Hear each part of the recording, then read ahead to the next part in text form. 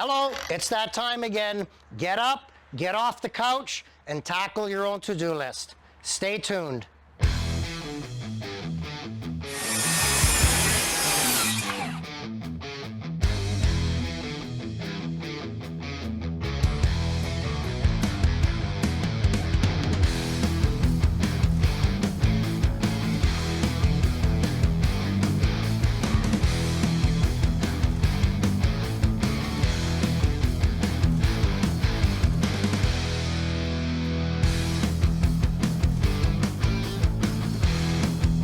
Load the truck, ladders, tools, all materials. And don't forget the coffee maker. Let's go.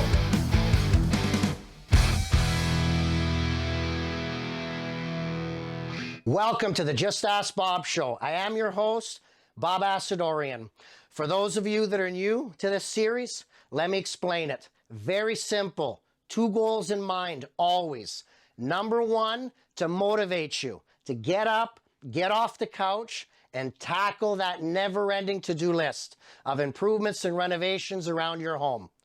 It's very important. Now, for whatever reason, if you don't feel comfortable climbing up the ladder, if the ladder is not tall enough, if you don't have the right tools, or maybe just not the right amount of time, that's fine. Goal number two, advocacy, awareness, education. We are going to teach you, empower you by demystifying not only what the job entails, but the hiring process in order for you to find what I've coined as the right contractor for you and your home. Exactly, not any contractor, the right one for you and for your home.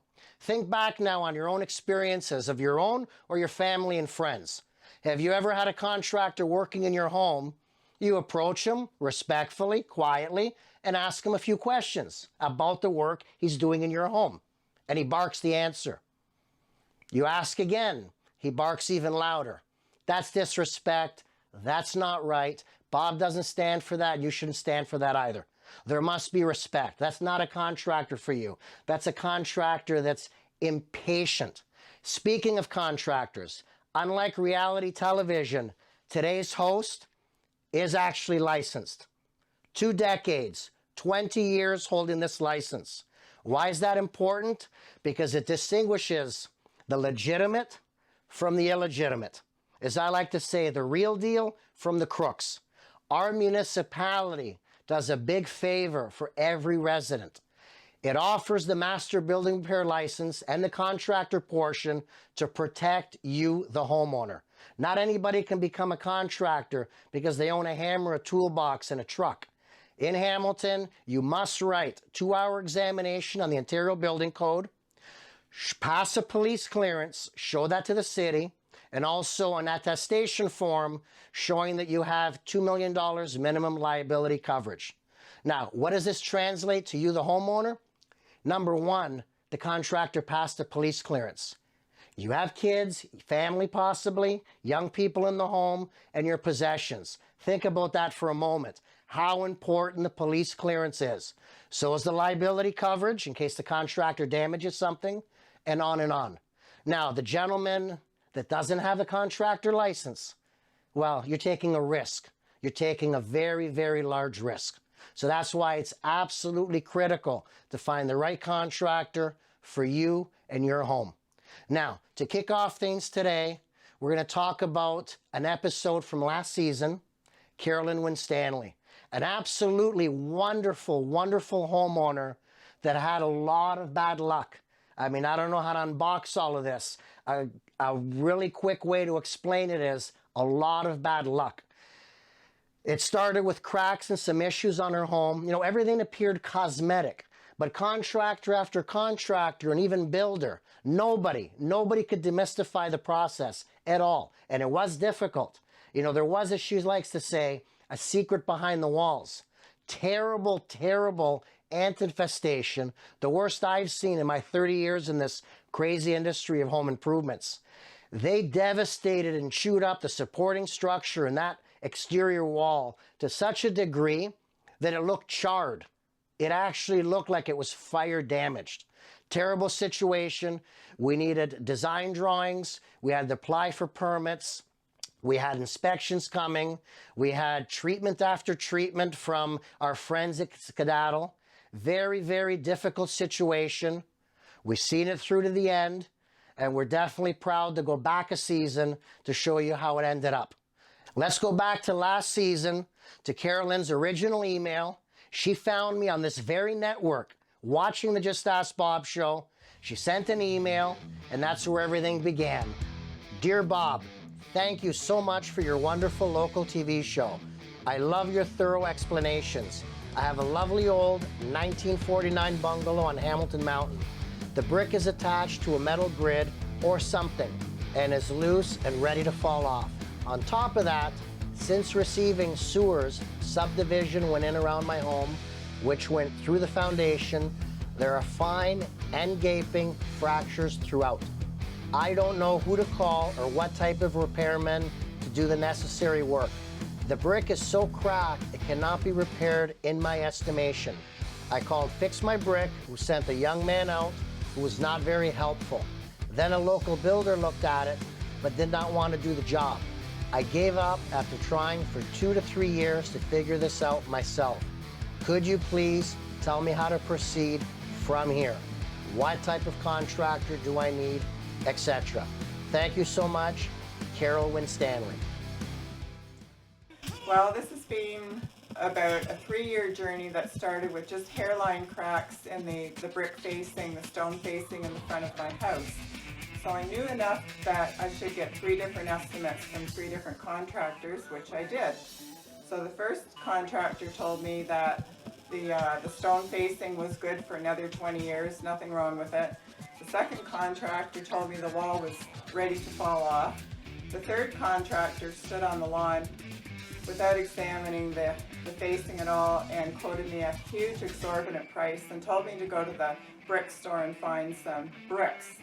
I knew from talking to a bricklayer that I needed a specific product because I didn't have a ledge on this veneer facing to hold the weight of bricks. Anyways, off I went to the brick stores, all the brick stores in the region, to look at the pretty bricks. Well, I saw Bob on Cable 14 on Just Ask Bob, and he said that no job was too small, and he was a master contractor and knew how to fix things. So I watched the show, and he was talking about diagnostic testing. I knew I needed diagnostics on this brick facing for sure. So I sent an email to Bob asking him what he thought of the situation. Carolyn, it's very important, and people sometimes, as a contractor, they chuckle at me when I talk about diagnostic demolition or diagnostic testing. It's not only for medical professionals, but it matters also in renovations. When I looked at your home, I can tell there was moisture damage, but believe me, I had no idea what I was going to find behind there. So we have to take a logical approach. Exploratory demolition and or diagnostic testing means we're going to take down the stone veneer and we're going to examine. So if you recall, Carolyn, once we took down the stone, at every stage I would bring you out there. So what was the first thing you remember we found when we took the stone down? We found a lot of water damage that had seeped through the cracks in the brick facing. The boards behind the facing were all wet. Now, to my surprise at that point, we agreed to the extra additional costs of, again, the next step is removing the sheathing, removing that exterior wall board. Now, wow, were we both surprised. What's the next thing we found when we took that down? Oh, it was terrible. It was a whole bunch of ants living behind the vapor barrier. See, this gets difficult now because now we're at the point, the job started somewhat small to medium, because at that time we didn't require a City of Hamilton building permit. That's the difficult situation now. You'll remember last season at the end, Bob promised to you, the viewer, that he would show you the end result of this kitchen. So what we're doing now is we're deconstructing the original construction of the kitchen in order for you to follow through step by step, right from the structural, right to the electricians pulling the wiring, right to the insulation, right to the vapor barrier, new drywall going up, cabinets going up, countertops going in, even the paint on the walls, and then right to the final reveal. Stay tuned.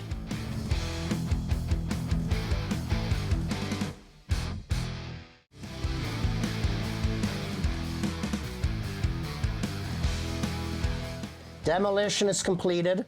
For those of you at home, it's very important to put some context to this. This job requires a city building permit, as in most cases with a standard kitchen. However, there's nothing standard about this. If you can remember back, the devastation caused by the ants, where you see this plywood under the window, this was visible from the street side, from the exterior of the home. The ants just literally ate through everything. Because of the extent of the damage, and of course the compromised structure, if you look at these wood studs, they look like they've been fire damaged. That is how bad these ants burrowed through everything. So what we did is we found our BCIN designer. We have him on standby. He created beautiful structural drawings for what the prescribed repair was. Studs that are badly damaged. We had the sister new studs beside it. We had to rebuild the bottom plate. Obviously installed the plywood. Everything to an exact science. When you're under permit, the municipality will come in and will review the work. Amazing the damage to these studs. With everything open and exposed, we've had our electricians in. Let me go into the detail with the electrical now. We're very proud about the fishing work our electricians do. Literally, it looks like magic. Running and pulling wiring up from the basement out into the kitchen wall. It can be difficult, and with old plaster walls, it's quite a science and a art form to use these special boxes with the metal springs. Complete new wiring for this kitchen. Pot light wiring, range hood fan wiring. Also, make note when you're installing boxes on exterior walls, you must install the vapor barrier. We work hard to preserve the wallpaper in this kitchen. Half of the kitchen's designated for the wallpaper to be kept and preserved perfectly. So that takes a lot of patience when you're working around it. Spray foam is very important. There are many ways to insulate a room in a cavity, but absolutely nothing beats spray foam. Same with the type of insulation you choose. Here at R, we always use Roxul, the finest insulation when it comes to a bat style. So again, spray foam is still better, but when you're using fiberglass bats, Roxul outperforms. You want to make certain you fill in the cavities, don't leave any air pockets at all. Now, building code has changed in Ontario. Red tuck tape was used for ages. They've changed it to blue. So for those of you at home, keep that in mind. When you're sealing vapor barrier, blue tape only. And you're going to use acoustical caulking. It's a black caulking that's going to help the vapor barrier stick. That's very important. Big shout out to Frank and Josh here carrying the heavy drywall. We saved the homeowner some money in this case because the plaster ceiling in the kitchen, it qualifies. If there's no structural cracks, then you can save on the demo, disposal, and you can actually drywall over top of it. However, PL polyurethane construction adhesive is a must, and lots of it, and you're going to use extra long screws. Now on this job, we have a drywall lift, very handy, back-saving tool to use. Again, always being careful of the wallpaper on the adjacent walls because again, not this entire kitchen's been demoed, so we have to be careful. Cutting the drywall, very nice skillful work there, Frank, using the blade along the tape measure to pull along. Next stage here now, we're working on the mudding. As you can see, Bob's favorite ingredient, Durabond 90. Once you embed Durabond 90 into fiberglass mesh tape, it is the equivalent of putting concrete mixed in with rebar or throwing rebar into concrete. Lots of strength. You're not going to get any finish cracks at all. You want to minimize it. You don't want a lot on because it's not sandable. So you have to know you have your skills here. Frank's phenomenal on the hawk. He knows what he's doing. An enclosure is being constructed to keep the house dust free. There's going to be a lot of sanding going on in the kitchen. By using the tuck tape and creating a zippered doorway, we're keeping the room clean. We are keeping the room clean for a reason. High quality finished paintwork has to start with a clean room. That's me with the brush there. Now, as I've always said, anyone can paint, but not everyone's a painter. We also cut around the outlets and the receptacles. We proudly use Sherwin-Williams, highest quality paints, low luster finish, and it's got antimicrobial ingredients in it to prevent mold. Excellent use for a kitchen or a bathroom. And then last, obviously, we roll. So always remember, start clean, cut your perimeters, cut around your electrical boxes and light switches, and then roll and blend it all in. So much easier to have 2 coats of paint on the walls, all the walls, before you install the cabinets. First step is using the stud finder. You want to make sure to find your studs. You're not going to be bolting or fastening cabinets into hollow drywall.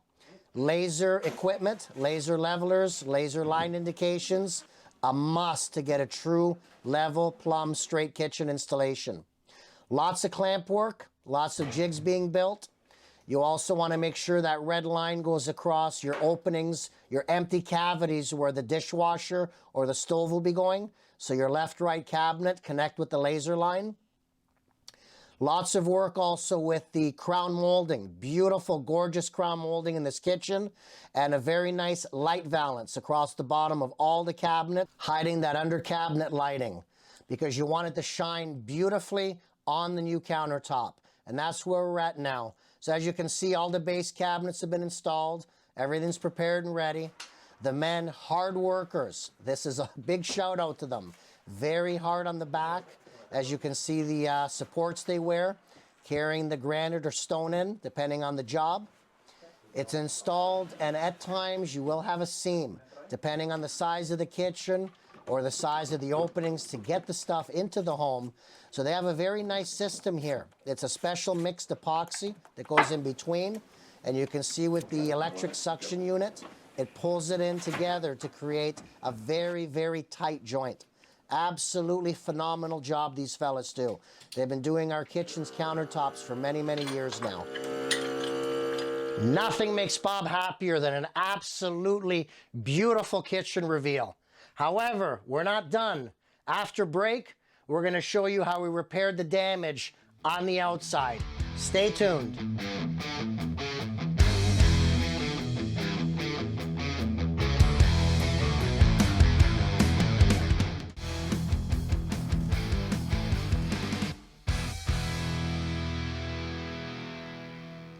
Time for the exterior, in order to make it weatherproof and weather tight.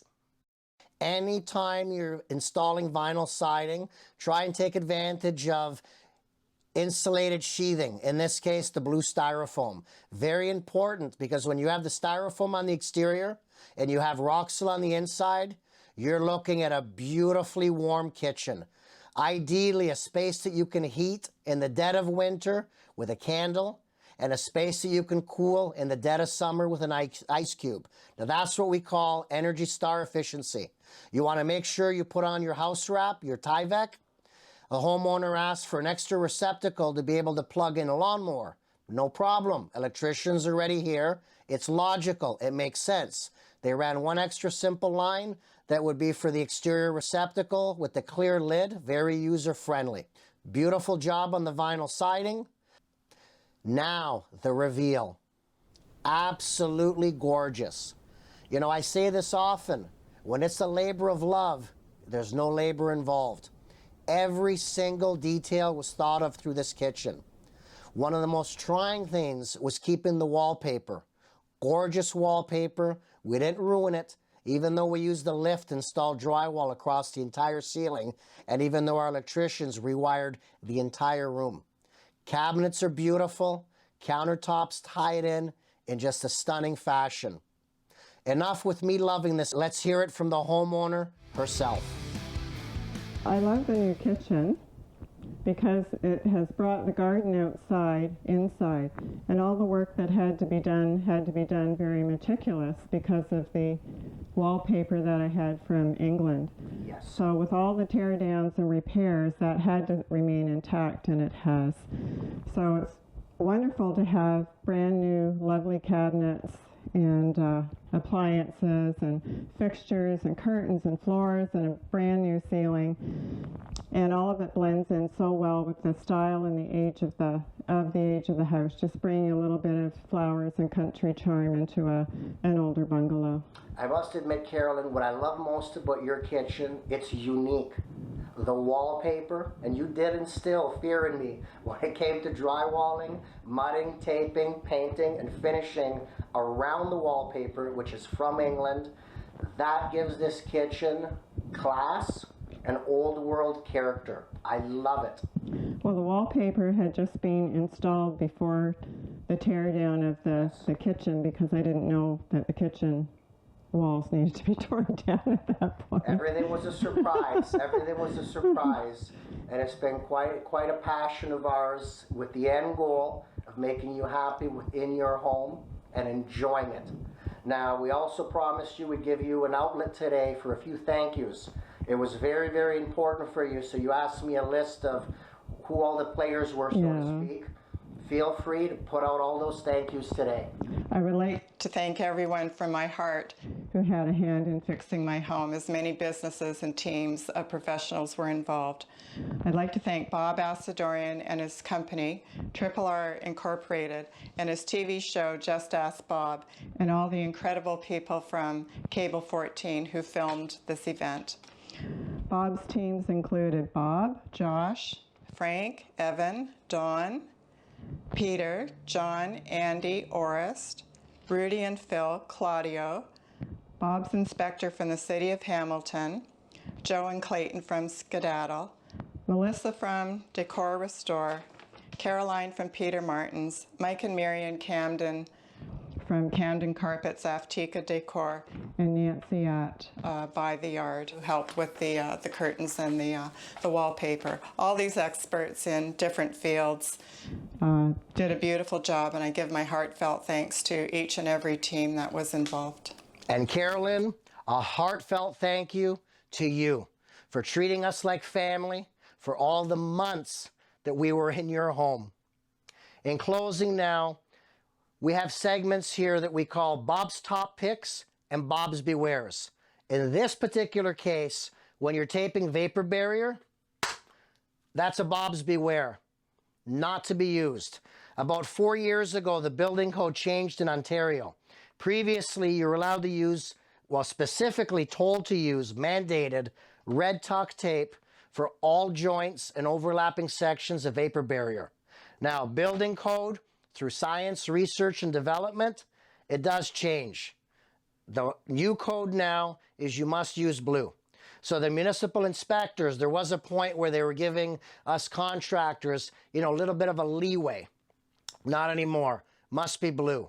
The reasoning is the blue tape, at least in my experience with it, extremely sticky. It has an amazing bond. I believe over a long period of time, much, much less susceptible to come unstuck from your vapor barrier.